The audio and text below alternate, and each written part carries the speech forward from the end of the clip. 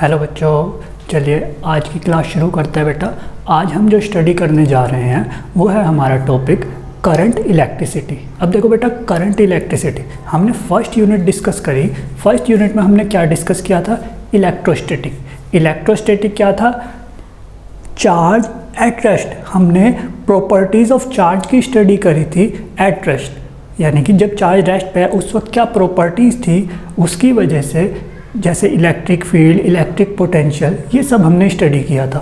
और आज हम क्या स्टडी करने जा रहे हैं? Current electricity. जब वो चार्ज रेस्ट पे था तब वो इलेक्ट्रोस्टैटिक्स हमने पढ़ी थी, और अब जैसे ही वो चार्ज मूव करने लगेगा, तो जैसे ही जब वो चार्ज मूव करेगा विद अ कांस्टेंट वेलोसिटी, तो क्या होता है? तो करंट फ्लो होना स्टार्ट हो जाता है बेटा। जब करंट फ्लो होना स्टार्ट हो जाएगा तो सबसे पहला क्वेश्चन हमारे पास यही आता है कि what is current? What is current? तो देखो बेटा, what is current? Simply, the rate of flow of charge is called current. In easy language we can say that कि जब rate of flow है जो आपका करंट का, वो या फिर कहिए rate of flow of charge is called current। ठीक है, तो rate of flow of charge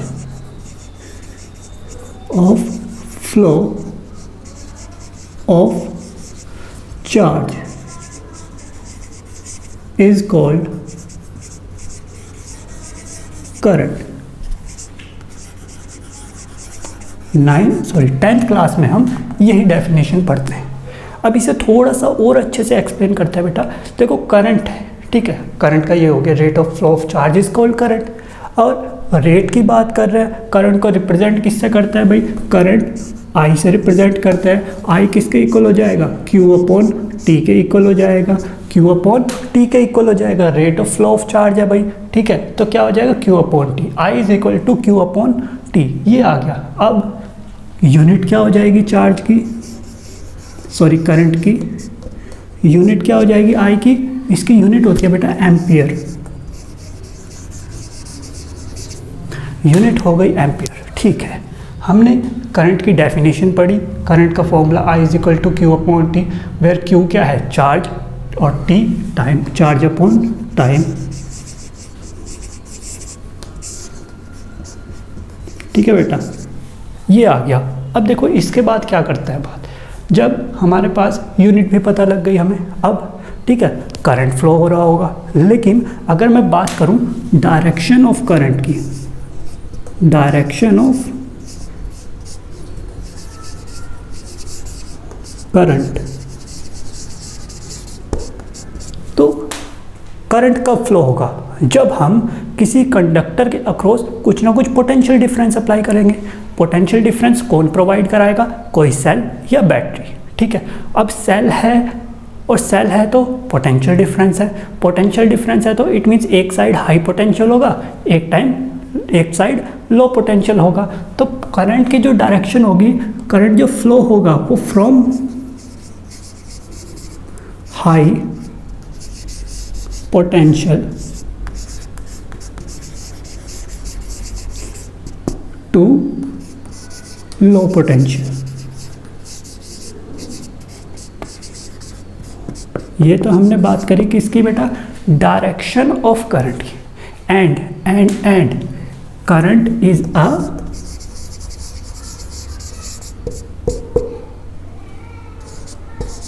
scalar quantity. Current is a scalar quantity. Okay बेटा, current is a scalar quantity. ये हमारे पास इंट्रोडक्शन हुआ करंट से रिलेटेड। क्या कि करंट क्या है? Rate of flow of charge is called current. Formula क्या आया हमारे पास? I is equal to Q upon T, where Q is charge, T is time, unit ampere, direction of current from high potential to low potential, और we can say that from positive potential, या फिर कहिए from positive terminal of the battery to the negative terminal of the battery.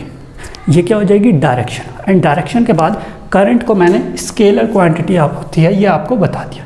Scalar quantity क्यों होती है? Because it doesn't follow the vector laws of addition, it follows the scalar law of addition. Okay बेटा, तो ये आपके पास क्या हुआ, ये आपके पास पूरे का पूरा इंट्रोडक्शन आ गया करंट का। अब देखो बेटा, हमने नेक्स्ट टॉपिक जो हमारे पास है वो क्या है बेटा, next topic is drift velocity. ये इंपॉर्टेंट टॉपिक है बेटा, एग्ज़ाम में आने के, बोर्ड एग्ज़ाम में आने के बहुत ज़्यादा चांसेस रहते हैं इस टॉपिक के। क्या है, drift velocity.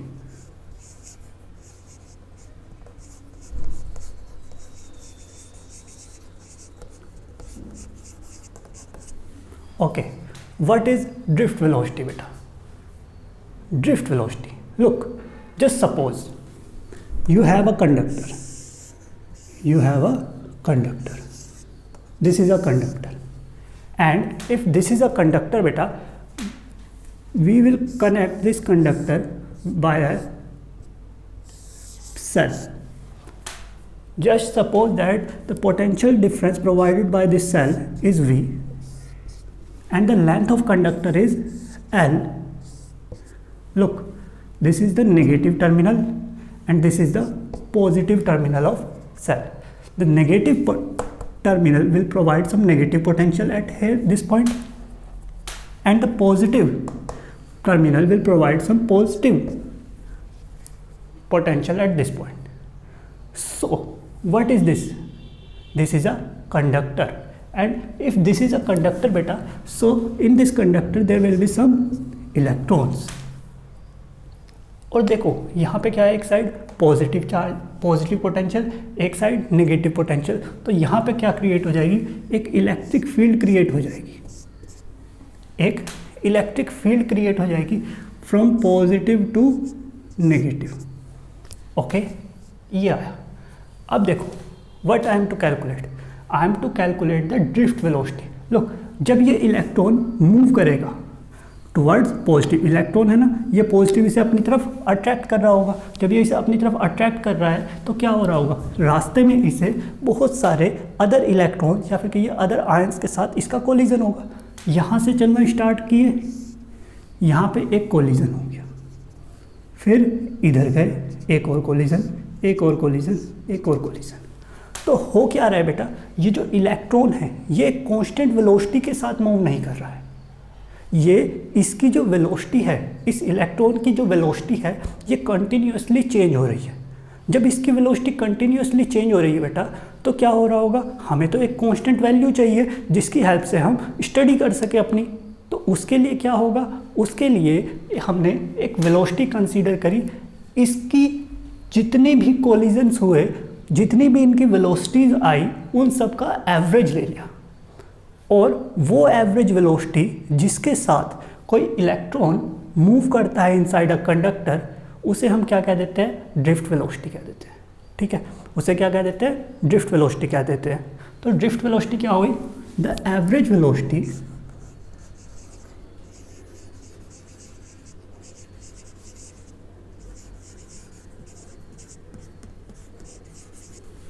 with which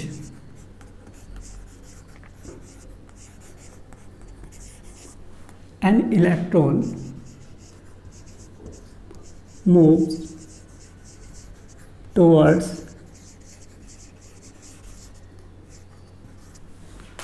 positive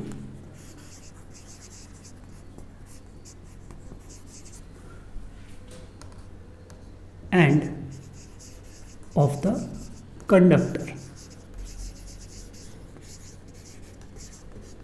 What is this? This is the drift velocity. And now what I am to do? I am to calculate the expression. I am to derive the expression for the drift velocity. Okay, if I am to derive the expression for the drift velocity, what I will do? Simply look, I will calculate the velocity of each and every electron present in the conductor, and I will take the average of that. Okay, first of all I will calculate the force acting on this electron. देखो ये जो electron है बेटा, इस पर कितना force act कर रहा हो, we know that F is equal to क्या होता है, मैंने लास्ट लेक्चर में आपको बताया था, लास्ट यूनिट में आपको बताया था, F is equal to charge into electric field, F is equal to charge into electric field. तो यहाँ पे चार्ज की वैल्यू क्या है, E into electric field that is capital E, and sign on the electron is negatively charged, and this F is also equal to m। F is equal to E because F is equal to QE होता है। तो अब क्या करा, ये किसके equal हुआ, m के। अब यहाँ से अगर मैं एक्सेलरेशन की वैल्यू निकालूँ तो A इज इक्वल टू क्या आ जाएगा, A इज इक्वल टू हो जाएगा minus E by m। Okay, ये आ गया आपके पास। अब देखो बेटा क्या करेंगे, हेयर नेगेटिव साइन क्या इंडिकेट कर रहा है कि जो एक्सेलरेशन है वो opposite to the direction of electric field है। इलेक्ट्रिक फील्ड की डायरेक्शन इस तरफ है और इलेक्ट्रॉन किधर एक्सेलरेट कर रहा है, इस तरफ। ठीक है, तो अब देखो क्या हुआ। अब मैंने क्या कहा, मैंने कहा let an electron is moving with initial velocity u1, and due to this applied potential it will accelerate. When it will accelerate, its velocity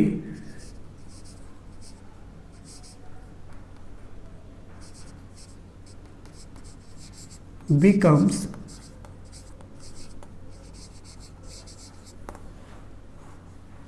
v1 after a time tau 1. Here I am using a new quantity, that is tau 1. Now what is tau 1? I am writing here tau 1 is relaxation time.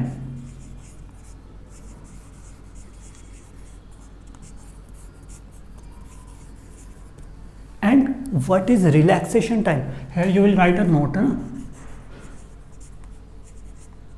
What is relaxation time? Relaxation time is the time between two successive collision. Means मैंने आपको बताया था कि यहाँ से एक electron चलना start होगा, वो उसका कोलिजन होगा यहाँ पे, उसके बाद फिर एक और कोलिजन थोड़ी टाइम के बाद होगा। ये जो बीच का टाइम पीरियड है वही क्या है, आपका रिलैक्सेशन टाइम है। ठीक है, अब देखो क्या करा, ये था। तो from first equation of motion what we will get, v1 is equal to u1 plus a tau 1. This is for one electron. And for second electron, what will I have, v2 is equal to u2 plus a tau 2. Similarly, vn is equal to un plus a tau n. For n electrons, I will have Vn is equal to un plus a tau n. Now, what I will do? Look, adding all the equation, what I will have? Or simply, you can just take the average. If I will take the average now, what I will have? Look, v1 plus v2 plus up to vn upon n. The average of left hand side equals to u1 plus u2 up to un. Average of values of u only. Okay, और n upon में मैं n लिख रहा हूँ। Okay, plus ये जो third वाली term है, इस सब में से a कॉमन आ जाएगा, and I will have tau 1 plus tau 2 up to tau n upon n. ये आ गया।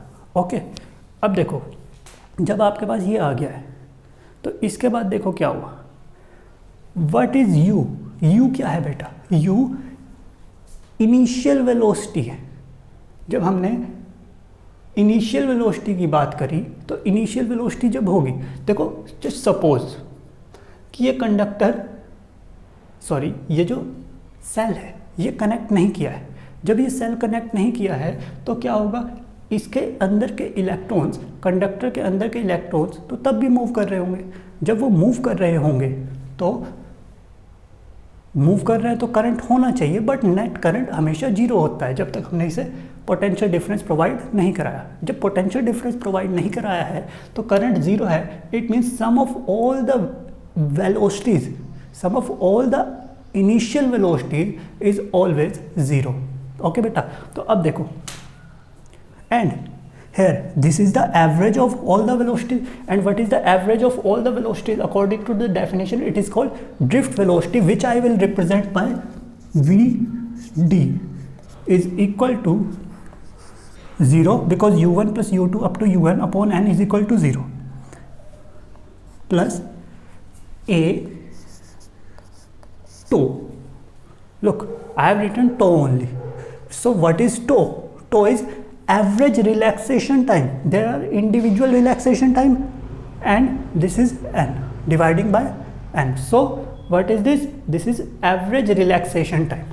Now if I say that this is the equation 1, if I say this is the equation 1, what I will have, I will get, I will substitute the value of a from equation 1 in equation 2 and I will have Vd is equal to A, that means minus E upon m into tau.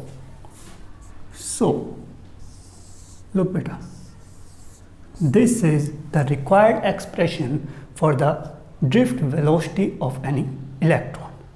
Okay बेटा, तो इस video में इतना ही, बाकी के topic next video में करते हैं। ओके बच्चों, थैंक यू बच्चों।